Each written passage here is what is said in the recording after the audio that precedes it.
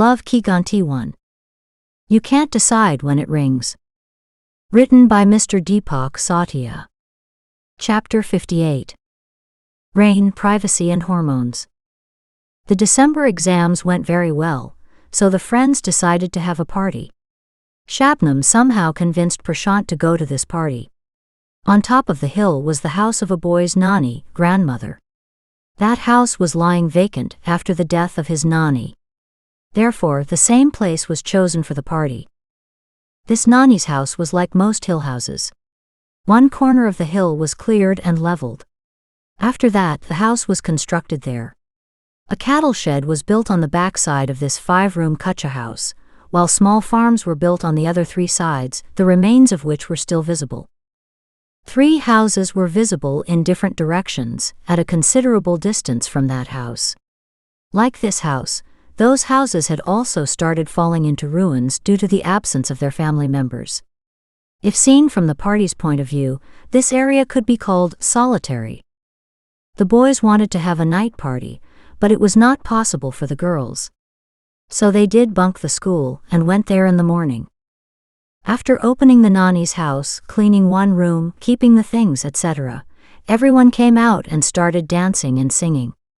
Prashant himself remained sitting aside but sent Shabnam to dance. They all started dancing to the latest Hindi songs on a small music system. Shabnam was calling Prashant again and again while dancing.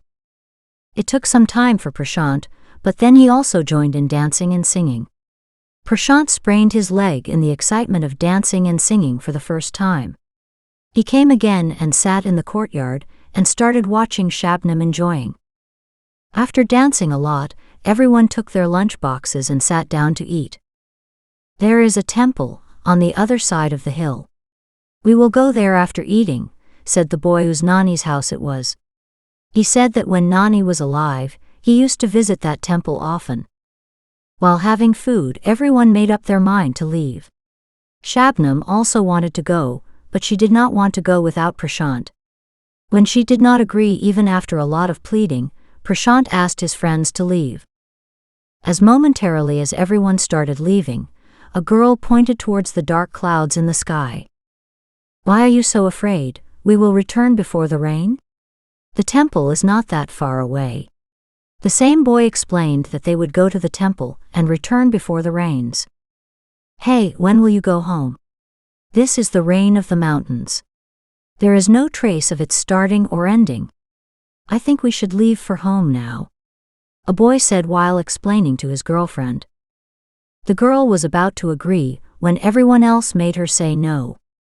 Everyone left, promising to return within an hour. It is often seen that when female lovers get a chance to have fun or travel, they enjoy it completely and want to stay in that joyful environment for as long as possible, whereas true male lovers have 1,000 fears of the world because they are concerned about the well-being of their female lovers.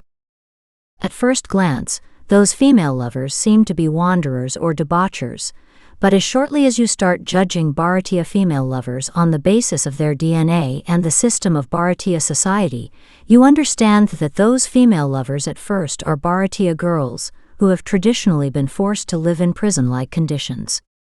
Therefore, as momentarily as Bharatiya girls get a safe environment around them, they start living as freely as any prisoner in the world starts living freely. Taking the example of this trip to the hill, think that if only boys had to come to this hill, would they need to ask anyone? No, by right, they would have come to that hill whenever they wanted. Now just think, if only girls had to come to this hill, would they need to ask anyone? Let us make this question simpler. Just think, if a school-going girl from your family had to come to this hill with her female friends, would she need to ask anyone? Did you get goosebumps after hearing the question? This is the truth. Blinded by the intoxication of patriarchy, men have created such a bad society for women that families start facing a million types of fears for their daughters. As much as the family members are right in their place, their fears are equally true. But have you noticed that due to these fears, Bharatiya girls have to live the lives of prisoners? We Bharatiyas proudly call ourselves Vishwaguru, teacher of the world. Should the world learn from us how to keep girls as slaves?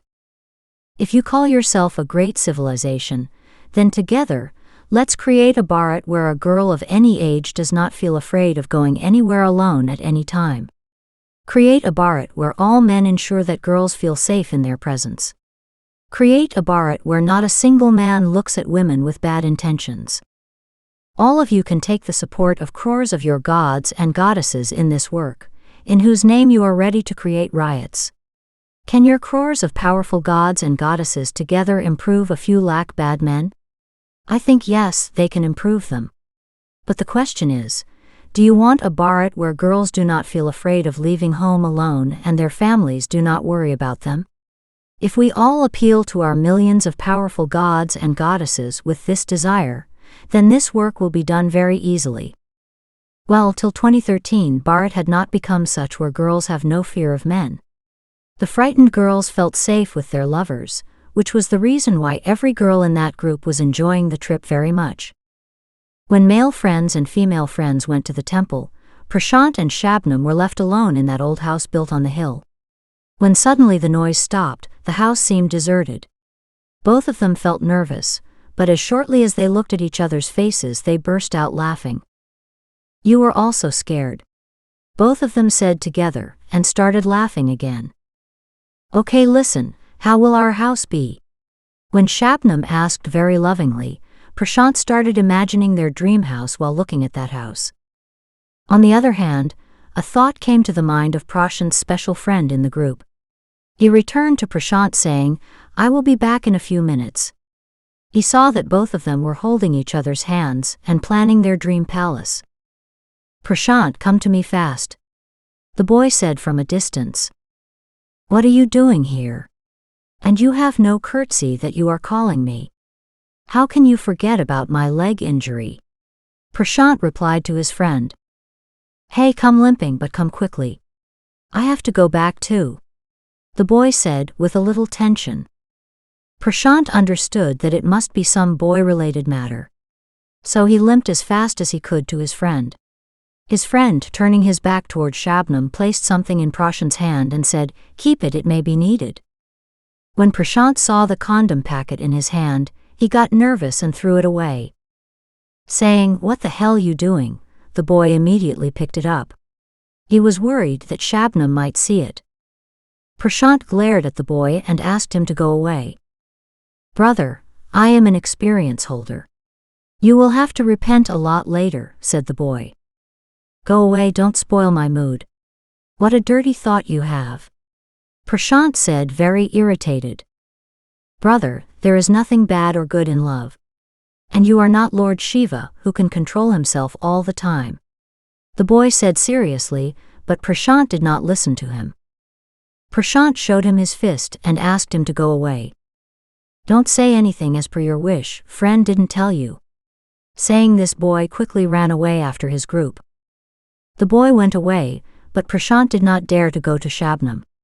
What was going on in his friend's mind was not even remotely similar to what was going on in Prashant's mind, yet he felt ashamed of his friend's thinking. What happened? Shabnam asked. What? Nothing at all, Prashant said nervously as if Shabnam had read his thoughts that weren't even his indeed. Prashant, what happened? Tell me right now without creating drama. Shabnam said sternly after reading Prashant's nervous face. Prashant told all the truth while following the dharma of devotion to his wife.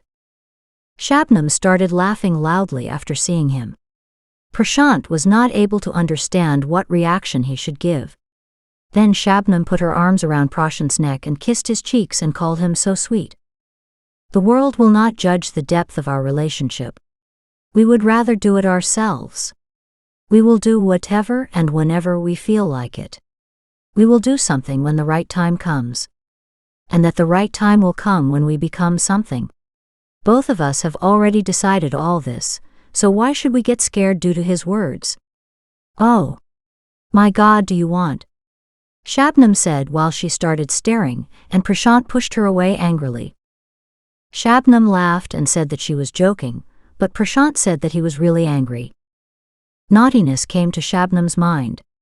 She played the song Tum Se Dil Lagain Ki Saza Hai from the film Raja Hindustani in her friend's Walkman and hid. Limping Prashant, with an angry face just like the hero of the film, started calling for her. While singing Rudha Hai Kian Raja, Kian Muchsi Kafa Hai, Shabnam came forward and kept teasing Prashant while singing the entire song. Prashant's anger evaporated, but he continued acting while enjoying. Both of them were dancing very happily when it started raining. The atmosphere was completely filmy. Both of them got wet and came under the roof. I wish one of them had seen the film Raja Hindustani. If they had seen it, they would have had the idea that hormones can make one feel anything at any time. If two lovers get lonely during the rainy season, then the hormones become more active. The youth who were showing strong intentions till 10 minutes ago suddenly became dark in front of their eyes. Both of them came to their senses when their drenched friends knocked on the door. Prashant opened the door and allowed only the girls to enter. Then he came out and went aside and started crying. When friends asked the reason, only the word blood came out of Prashant's mouth.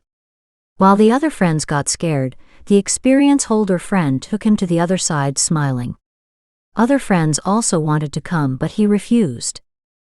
After about half an hour, Prashant understood things about which he had no knowledge. Then one of Prashant's female friends called Prashant and said that she would need clothes. So the girl and Prashant set out towards the city on a motorbike in the rain. That evening, Shabnam came home wearing jeans. The family members were surprised because both the sisters did not have any jeans. Shabnam gave Mommy G the excuse of periods overflow. Mommy G had to go to a wedding. Money was shortened for the wedding shoggun, so her mind was busy in settlement, hence she did not pay much attention to Shabnam's words. If Mommy G had paid attention that day, 3 things would have happened. Firstly, Mommy G would have known that Shabnam's periods could not overflow because Shabnam's periods were almost over. A new egg is formed in the female body only after the periods are over, that is, on the same day when the egg cell was born in Shabnam's body. Secondly, she would have found out the truth by beating Shabnam that day. Due to that, she would give medicines to Shabnam which reduced the chances of pregnancy. Thirdly, and most importantly, Shabnam's studies did not stop. While Shabnam relaxed after convincing her Mommy G, Prashant's experienced friend also forgot to tell him about contraceptive pills. Accurately speaking, he had not forgotten, but as per his knowledge there was no chance of pregnancy, hence he did not consider it necessary to tell Prashant about it. That experience holder friend of Prashant was actually ignorant.